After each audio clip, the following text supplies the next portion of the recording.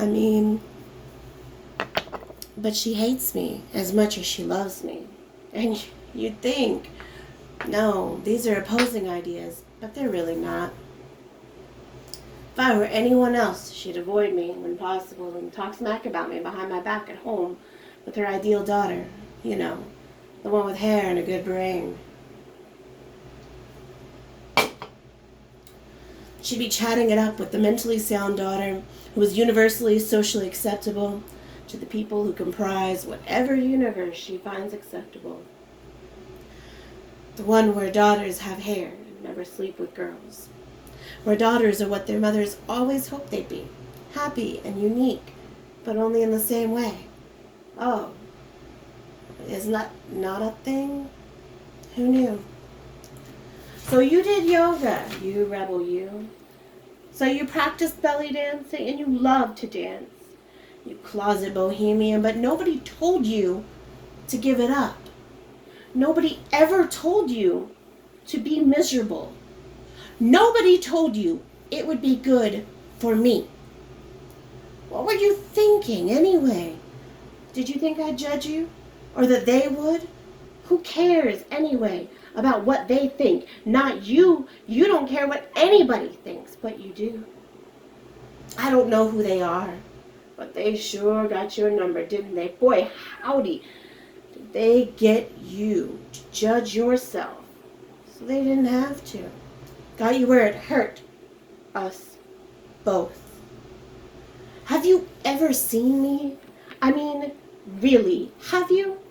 Have you ever just looked at the human being who exists without all the you and me, without them, without a history or a label, without a past or a future, just as a human? I'm sometimes a pretty rad human, and sometimes not.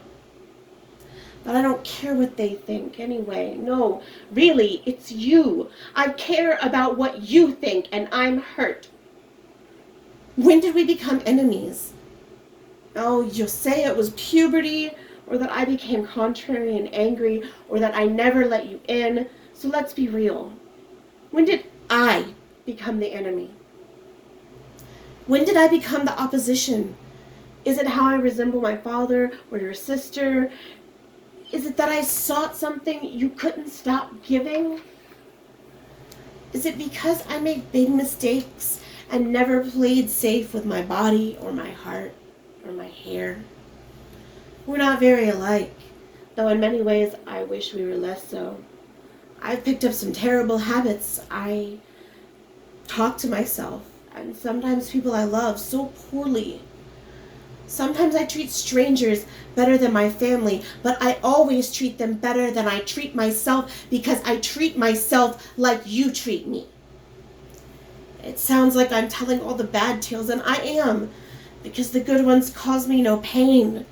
You've rescued me from myself more times than I could count, and you're fine with holding it over my head. A reminder of every failure you warned me of, and plenty that you surely never saw coming. You supported me financially, sometimes physically, yet shame kept me from you when I needed you most, and you've shamed me for that too. How dare you? How dare you? The they in you is some kind of thing. I can feel its judgment from the floor where I sit writing this during Pride Month, whilst feeling worse about myself than I can remember feeling in just ages. You tell me not to involve myself in causes that don't involve me, but you and I, we see it differently. As a human, they all involve me, and I can't let these things slide because it makes me complicit to refuse to help. You view life as a journey to be conquered, while I'm just on a journey. It's why you're always fighting, and I seem aimless, but you've convinced yourself we're opposites, or have I?